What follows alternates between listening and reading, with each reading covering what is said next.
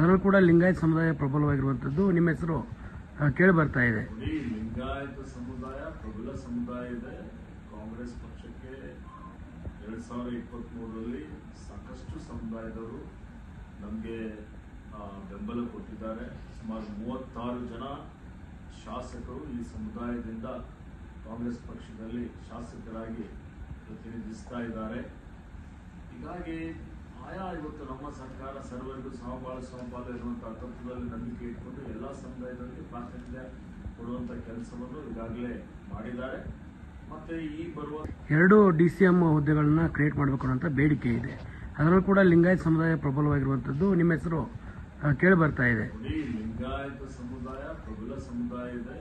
ಕಾಂಗ್ರೆಸ್ ಪಕ್ಷಕ್ಕೆ 2023ರಲ್ಲಿ ಸಾಕಷ್ಟು ಸಮುದಾಯದವರು ನಮಗೆ ಬೆಂಬಲ ಕೊಟ್ಟಿದ್ದಾರೆ. ಸುಮಾರು 36 ಜನ ಶಾಸಕರು ಈ ಸಮುದಾಯದಿಂದ ಕಾಂಗ್ರೆಸ್ ಪಕ್ಷದಲ್ಲಿ ಶಾಸಕರಾಗಿ ಪ್ರತಿನಿಧಿಸ್ತಾ ಇದ್ದಾರೆ. ಹೀಗಾಗಿ ಇವತ್ತು ನಮ್ಮ ಸರ್ಕಾರ ಸರ್ವರಿಗೂ ಸಮಪಾಲು ಇರುವಂತಹ ತತ್ವದಲ್ಲಿ ನಂಬಿಕೆ ಇಟ್ಕೊಂಡು ಎಲ್ಲ ಸಮುದಾಯದವರಿಗೆ ಪ್ರಾತಿನಿಧ್ಯ ಕೊಡುವಂತ ಕೆಲಸವನ್ನು ಈಗಾಗಲೇ ಮಾಡಿದ್ದಾರೆ. ಮತ್ತೆ ಈ ಬರುವಂತಹ ಸಚಿವ ಸಂಪುಟದ ವಿಸ್ತರಣೆಯಲ್ಲೂ ಸಹಿತ ಲಿಂಗಾಯತರಿಗೂ ಇವತ್ತು ಅವರಿಗೆ ಸೂಕ್ತವಾದಂತಹ ಒಂದು ಸ್ಥಾನಮಾನ ಪ್ರಾತಿನಿಧ್ಯ ಸಿಗ್ತದೆ ಅನ್ನುವಂಥ ವಿಶ್ವಾಸ ಇದೆ. ಈ ರೈತರಿಗೆ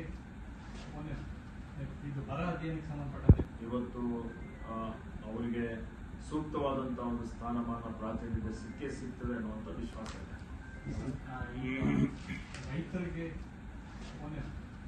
ಇದು ಬರ ಅಧ್ಯಯನಕ್ಕೆ ಸಂಬಂಧಪಟ್ಟಂತೆ